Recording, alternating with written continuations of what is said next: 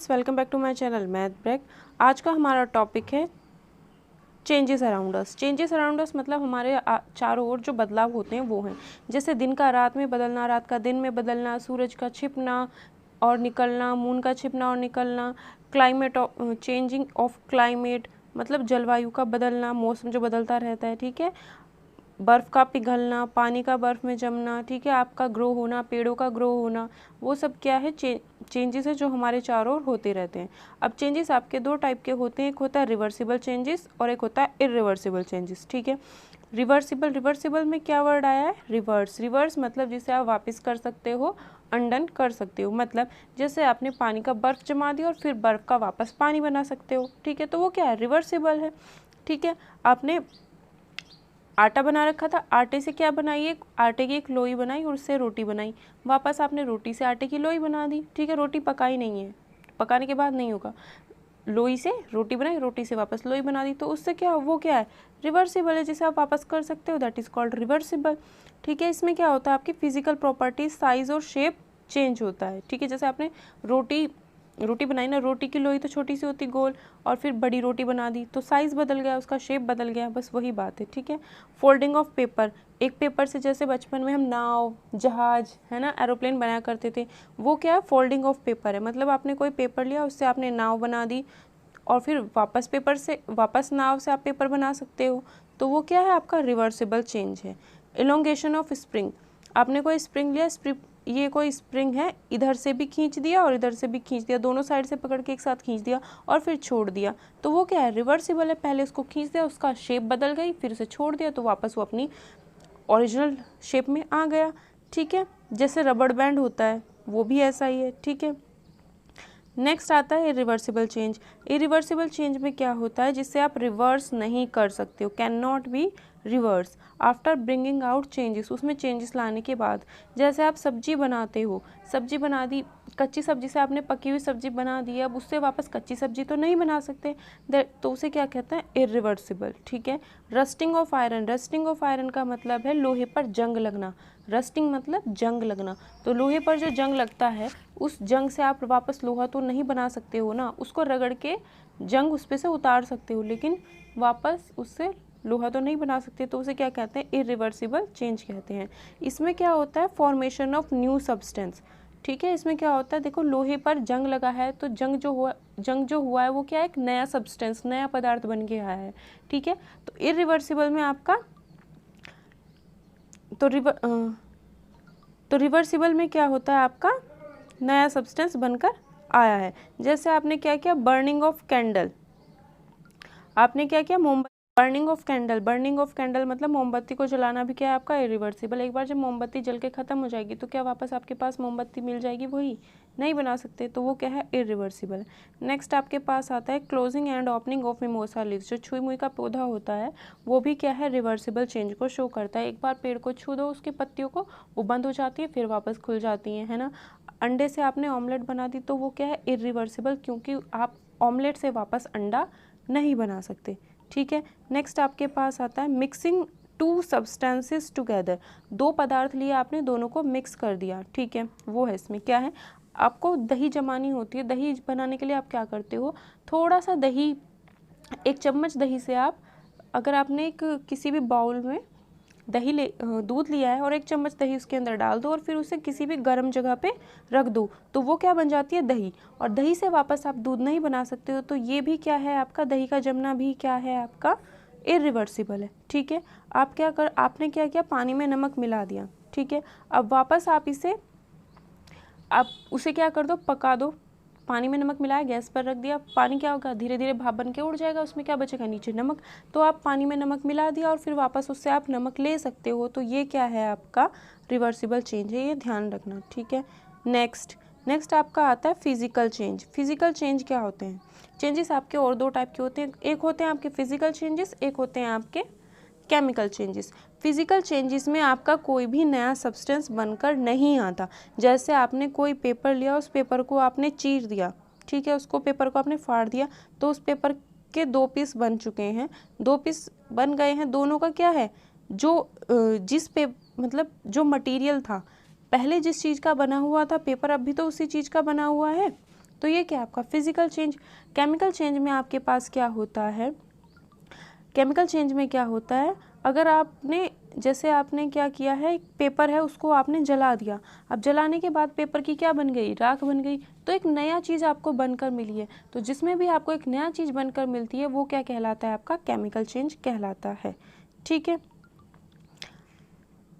ठीक है। देखो अब फिजिकल चेंजेस में क्या होता है, शेप, साइज और कलर, ये इसकी फिजिकल प्रॉपर्टीज होती हैं किसी भी पदार्थ की। इसमें क्या होता है, there is no formation of new substance. Physical changes जब भी होंगे उसमें कोई नया पदार्थ बन के नहीं आएगा। जैसे आपने कागज़ को फाड़ दिया तो रहा तो अब भी कागज़, कोई नया पदार्थ तो नहीं मिला आपको। ठीक है, इसमें से कुछ ऐसे होते हैं जो आप रिवर्स कर सकते हो, कुछ ऐसे होते हैं जो आप इरिवर्सिबल होते हैं। ठीक है, जैसे बॉइलिंग ऑफ वाटर, बॉयल, पानी को उबाला, भाप बनकर उड़ गया और उस भाप को वापस आप पानी बना सकते हो। ठीक है, तो वो क्या है आपका रिवर्सिबल है। ठीक है, मेल्टिंग ऑफ आइस, बर्फ़ को पिघलाना भी क्या है, रिवर्सिबल है। बर्फ़ को पिघलाया फिर वापस उसकी बर्फ़ बना सकते हो, है ना, तो वो क्या है, रिवर्सिबल फिजिकल चेंजेस है। ग्रोइंग ऑफ हाइट, अब आपकी हाइट बढ़ रही है या किसी भी पेड़ की हाइट बढ़ रही है, उसको तो आप कम नहीं कर सकते, वो क्या है आपका, इरिवर्सिबल है।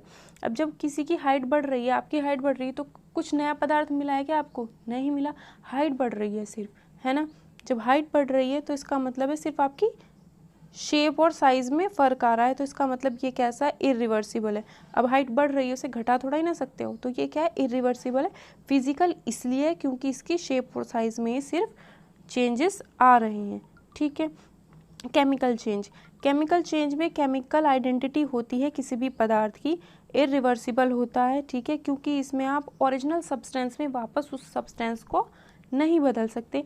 अब कागज़ की राख बन चुकी है तो वापस राख से आप कागज़ नहीं बना सकते। ठीक है, और राख मिली है तो इसका मतलब क्या है, नया सब्सटेंस बन के आया है, तो केमिकल चेंज है।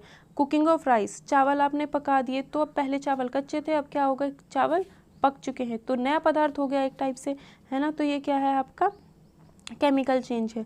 माचिस की तीली को आपने जला दिया, बर्निंग ऑफ मैचस्टिक, उसको आपने जला दिया, जलाने के पहले वो कुछ और था, जलाने के बाद वो कुछ और बन चुकी है, तो इसका मतलब क्या है, ये केमिकल चेंज है। लकड़ी है, लकड़ी को आपने जला दिया तो वो भी क्या है आपका केमिकल चेंज है। ठीक है, नेक्स्ट आपके पास आता है rusting of iron occurs when iron gets in contact with moisture.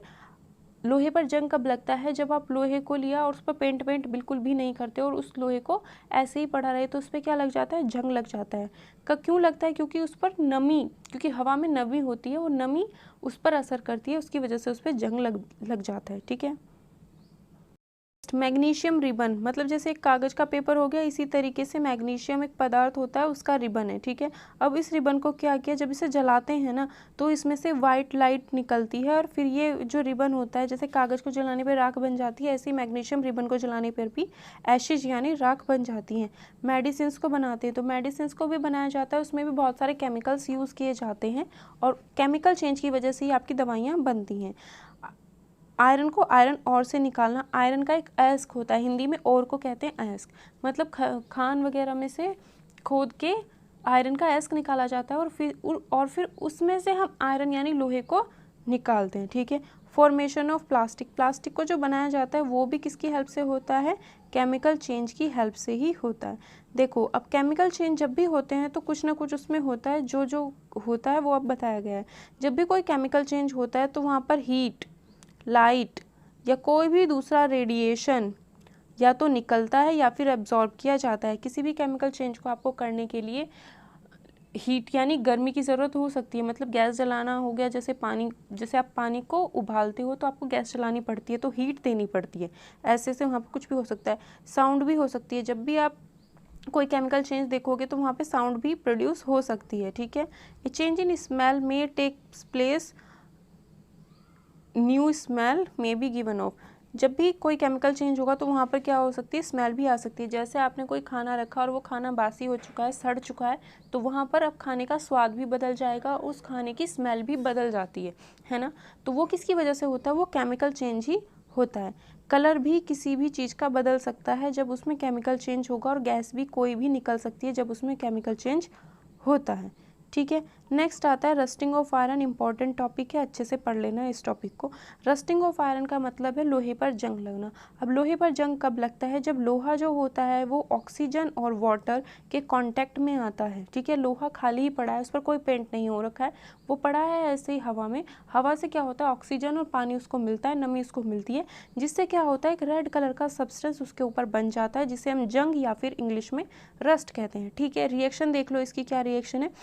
4Fe, Fe आपका आयरन का सिंबल होता है, ऑक्सीजन है, फिर H2O मतलब वाटर है, और इन तीनों की रिएक्शन होके क्या मिलता है, FeOH का होल थ्राइस। ठीक है, तो ये आपकी रस्टिंग ऑफ आयरन की रिएक्शन है। ये भी आपकी यही रिएक्शन है, लिखने का तरीका वर्ड्स में है। ठीक है, शब्दों में। Iron plus oxygen plus water तीनों मिलकर के रस्ट यानी कि आयरन ऑक्साइड बनाते हैं। ये ध्यान रखने ना, आयरन ऑक्साइड का फॉर्मूला होता है Fe2O3। ठीक है, next for rusting the presence of both. जब भी आपको जंग लगाना होगा या जब भी किसी चीज़ पे जंग लगता है तो उसके लिए ज़रूरी दो चीज़ें हैं। क्या क्या? एक तो ऑक्सीजन और दूसरी वाटर। ये दोनों होंगी तभी किसी भी लोहे पर जंग लगेगा। अब इस लोहे पर जंग लगने से बचाने के लिए हमें क्या करना होता है? क्या कर दो, सिर्फ उस लोहे पर पेंट कर दो। क्या कर दो, उस पर पेंट कर दो, तो उससे क्या होता है, जंग नहीं लगता। या फिर एक प्रोसेस होती है गैल्वनाइजेशन। कौन सी? हिंदी में भी इसे गैल्वनाइजेशन ही कहते हैं या गैल्वनीकरण कहते होंगे। ठीक है, गैल्वनाइजेशन प्रोसेस से क्या होगा, उस पर जंग नहीं लगेगा। इस प्रोसेस में क्या होता है, लोहे के ऊपर हम एक लेयर चढ़ा देते हैं, एक परत चढ़ा देते हैं जिंक की या फिर क्रोमियम की। याद रखना किसकी? जिंक और क्रोमियम की परत चढ़ा देते हैं लोहे के ऊपर। उस प्रोसेस को कहते हैं गैल्वनाइजेशन। तो ये स्लाइड जो है बहुत ज़्यादा इम्पॉर्टेंट है। ठीक है, नेक्स्ट देखो। Ships are made of iron and a part of them remains under water. जो आपके शिप्स होते हैं, जो नाव में जहाज, जो पानी में समुद्रों में जहाज चलते हैं, शिप्स, वो क्या होती हैं, आयरन की बनी हुई होती हैं। उनके बहुत सारे पार्ट जो होते हैं वो पानी के अंदर होते हैं। ठीक है, on the part above water also water drops keeps cleansing to the ships outer surface. जो वाटर से ऊपर पार्ट होता है उस पर भी क्या होता है, वाटर की ड्रॉप्स लगी हुई होती हैं। Moreover the water of the sea contains many salts. और जो समुद्र का पानी होता है उसमें क्या होते हैं, बहुत सारे सॉल्ट्स, बहुत सारी चीज़ें उसके अंदर होती हैं, है ना, बहुत सारे सॉल्ट्स उसके अंदर होते हैं। The salt water makes the process of rust formation faster. अब जो शिप है वो आपकी लोहे की बनी हुई है और वो पानी में है, तो जाहिर सी बात है इस पर जंग तो लगना ही है ना। लेकिन इसमें क्या है, सॉल्ट है। तो सॉल्ट क्या करता है, अगर आप खाली पानी, मतलब लोहे पर अगर सिर्फ पानी है, ठीक है, तो उस पर जंग लगेगा। लेकिन अगर आप उस पानी में नमक घोल के फिर लोहे पे रख दो तो उस पर जो जंग लगेगा वो बहुत जल्दी लगेगा।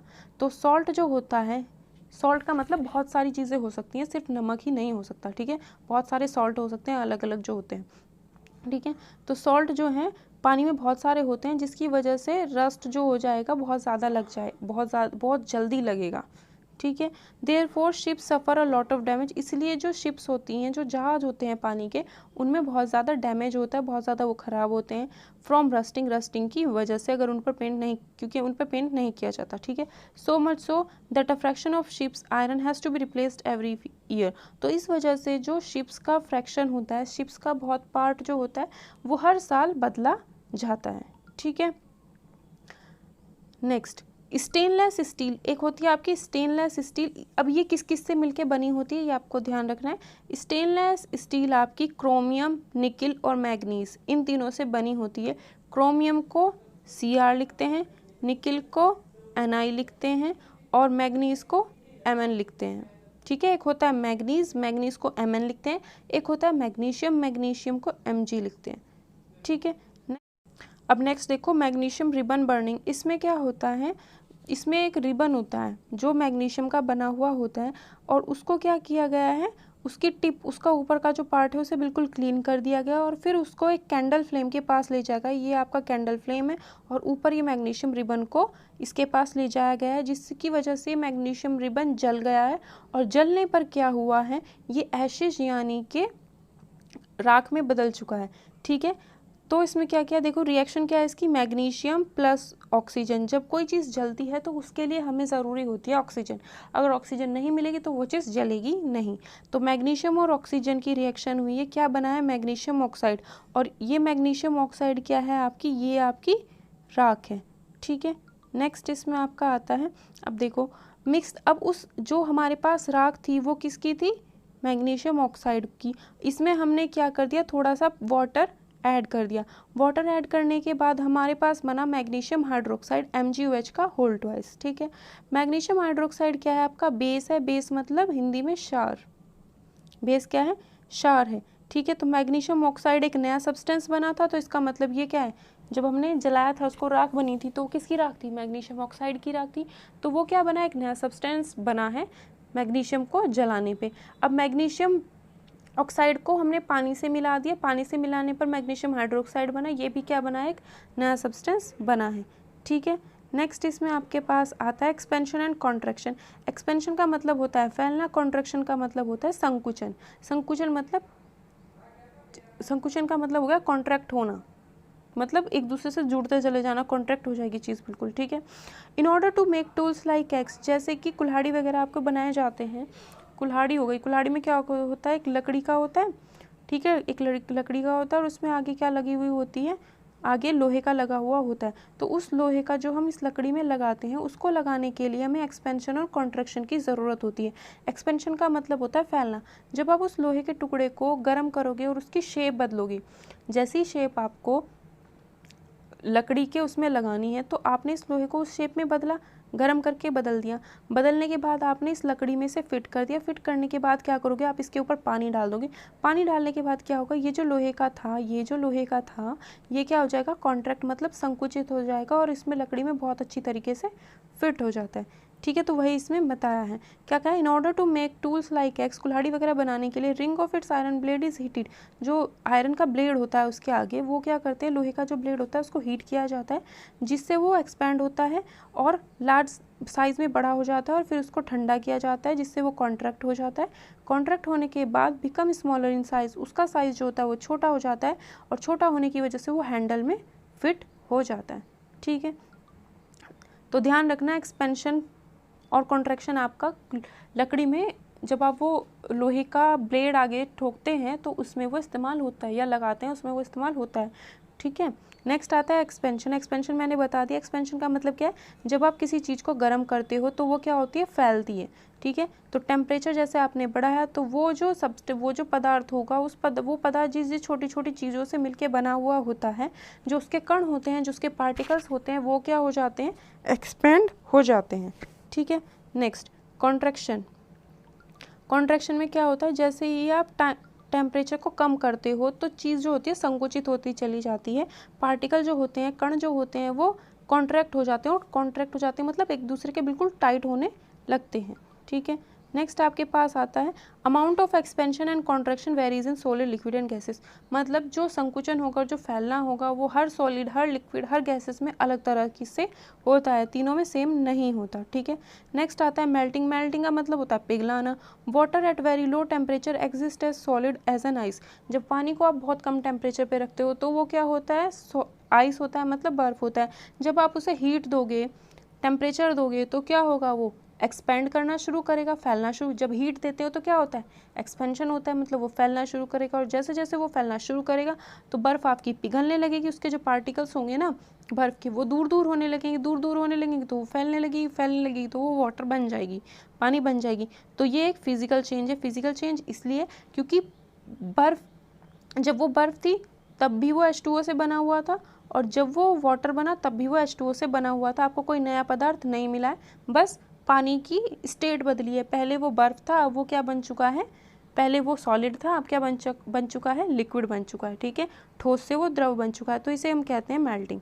ठीक है, नेक्स्ट आपके पास आता है if we keep increasing the temperature. अगर हम उस पानी का टेम्परेचर बढ़ाते चले जाएं, water now starts to boil, पानी उबलने लगेगा तो उसकी वाटर वेपर बनेगी, यानी भाप बननी शुरू हो जाएगी।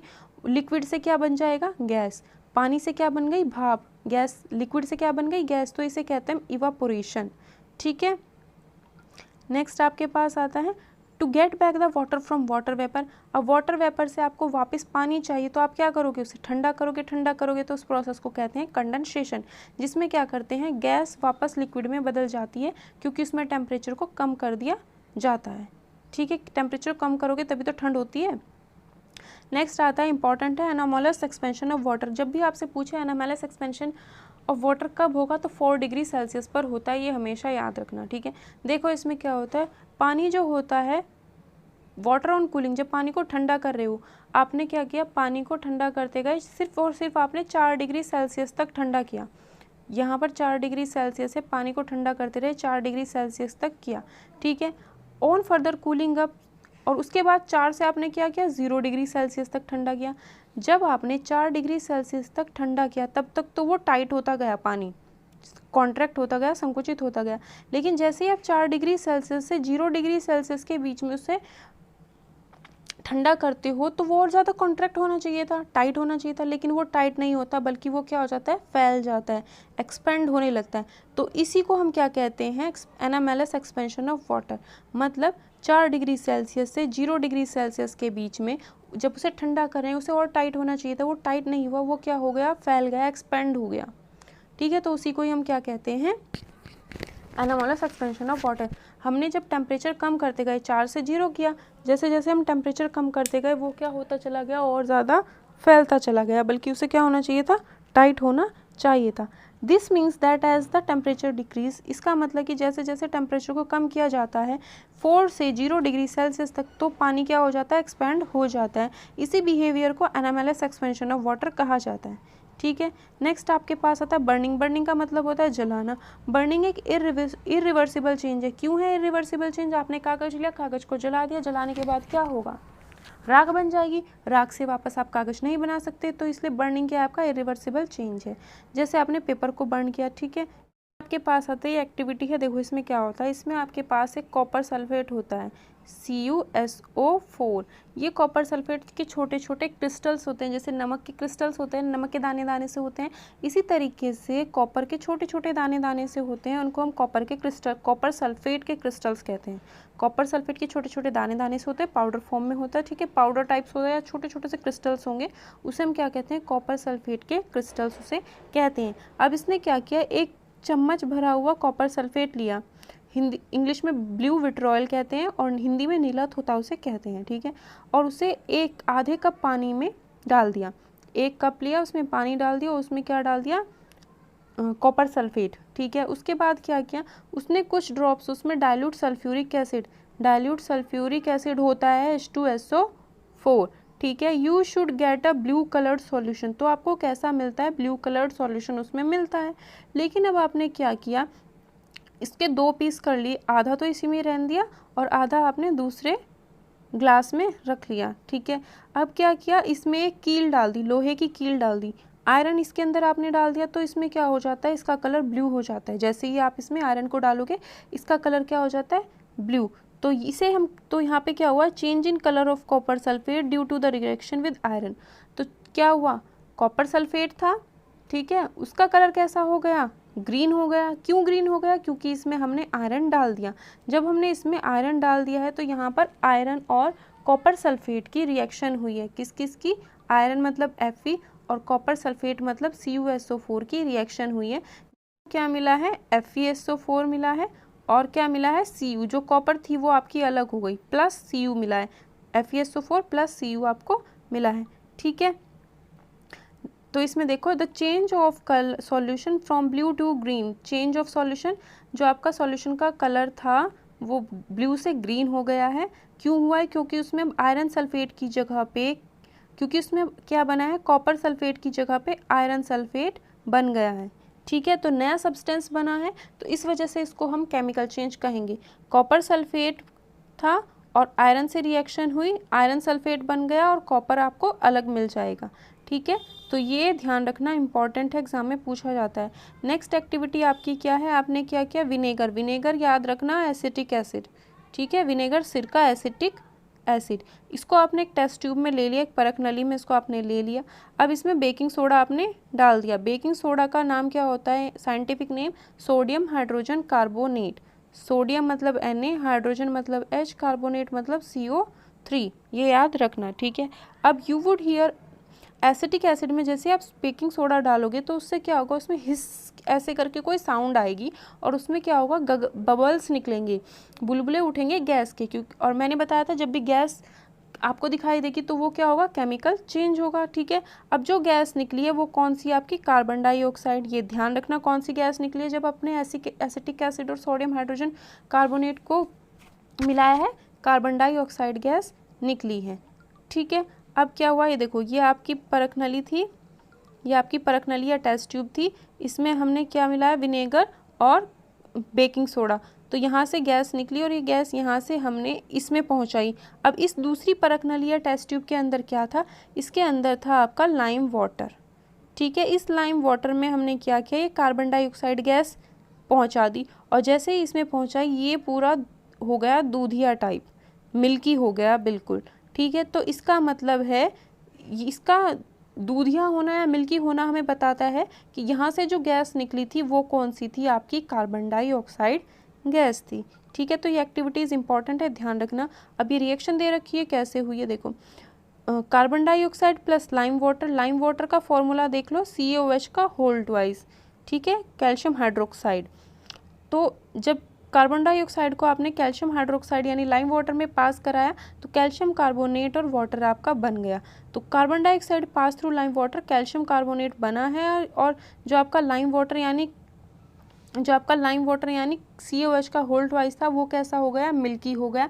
इसका मिल्की होना ही हमें बताता है कि इसमें जो हमने विनेगर में बेकिंग सोडा मिलाया था तो उससे जो गैस निकली है वो कौन सी गैस निकली है, कार्बन डाइऑक्साइड गैस निकली है। इस टेस्ट से हमें ये पता चला है। ठीक है, नेक्स्ट आपके पास आता है क्रिस्टलाइजेशन। क्रिस्टलाइजेशन का मतलब है क्रिस्टल बनाना। ठीक है, क्रिस्टल कैसे बनते हैं। ठीक है, जैसे नमक के भी वो क्या होते हैं, क्रिस्टल्स होते हैं। देखो, salt can be obtained by evaporation of sea. जो आपका नमक मिलता है वो किससे मिलता है, जब समुद्र के पानी को इवापोरेट किया जाता है, मतलब उसका वाष्पीकरण किया जाता है, तब आपको क्या मिलता है, नमक मिलता है। Salt obtained in this matter, इस तरीके से जो आपको नमक मिलता है वो प्योर नहीं होता और उसके जो क्रिस्टल्स होते हैं, दाने दाने जो उसके होते हैं वो बहुत ही छोटे होते हैं। ठीक है, जो शेप होती है क्रिस्टल्स की वो आप क्लियरली देख भी नहीं सकते, इतने छोटे होते हैं वो। ठीक है, तो large crystal of pure substance can be formed, जो उसके लार्ज क्रिस्टल्स होते हैं वो आप कैसे बना सकते हो। ठीक है, उस सॉल्यूशन फ्रॉम देयर सॉल्यूशन, उनके सॉल्यूशन से आप बड़े बड़े क्रिस्टल कैसे बना सकते हो। तो वही प्रोसेस आपकी क्या कहलाती है, क्रिस्टलाइजेशन। ये क्या है, एक फिजिकल चेंज का एग्जाम्पल है, क्योंकि पानी के अंदर नमक घुला हुआ था तो तब भी वो नमक ही था। जब आप इवापोरेट करके नमक को अपने पास ले आओगे तो भी क्या है, वो नमक ही है, कोई नया पदार्थ तो आपको नहीं मिला, बस आपने क्या किया, पानी में से नमक को निकाल लिया। तो वो क्या है, आपका फिजिकल चेंज ही है। ठीक है, अब देखो इसका एग्जाम्पल क्या है, कॉपर सल्फेट। जैसे हमने कॉपर सल्फेट है ना, कॉपर सल्फेट के क्रिस्टल्स हमें बनाने हैं, तो वो हम कैसे बनाते हैं। हमने क्या किया, एक कप फुल ऑफ वाटर लिया। ठीक है, एक ये कप फुल ऑफ वाटर लिया, एक कप में पानी ले लिया। ठीक है, अब उसमें क्या किया, H2SO4 यानी डाइल्यूट सल्फ्यूरिक एसिड उसमें डाल दिया, फिर उसको हमने गर्म किया। ठीक है, जब वो उबलने लग गया, हमारे पास क्या था, कॉपर सल्फेट का पाउडर था। वो पाउडर हम उसमें डालते गए, इसमें हमने पाउडर डालते रहे और फिर एक रोड होती है, कांच की एक रोड, उससे हम हिलाते रहे, इसको स्टायर करते रहे बार बार। उससे क्या हुआ, continue adding copper sulphate powder till no more powder can be dissolve. तब तक हम इसके अंदर पाउडर डालते रहे जब तक कि वो पूरा पाउडर इसके अंदर घुल नहीं, जब तक और ज़्यादा पाउडर इसके अंदर घुलना बंद नहीं हो गया। ठीक है, तब तक डालना है जब तक और ज़्यादा घुलना बंद ना हो जाए। ठीक है, तो अब जो आपको मिला, जो ये सॉल्यूशन मिला, उसको क्या करना है, आपको फ़िल्टर करना है और फिल्टर करने के बाद, छानने के बाद, ठीक है, उसको क्या करना है, ठंडा होने देना है। ठंडा होने के, और उसको बिल्कुल भी हिलाना नहीं है, तब ठंडा होने के लिए उसे रख दो। रखने के बाद क्या होगा, उसमें छोटे छोटे क्रिस्टल्स अपने आप बन के आ जाएंगे। जो पाउडर था वो आपका क्रिस्टल फॉर्म में बन जाएगा। क्रिस्टल मतलब ऐसे छोटे छोटे से पीस से उसके बन के आ जाएंगे। ठीक है, तो इसी तरीके से आपका नमक निकाला जाता है। वीडियो पसंद आती है तो प्लीज़ वीडियो को लाइक कर देना और शेयर कर देना और चैनल को सब्सक्राइब कर लेना और बेल आइकन को प्रेस कर लेना। और हिंदी में आपको PDF टेलीग्राम ग्रुप पर शेयर कर दी जाएगी। ठीक है।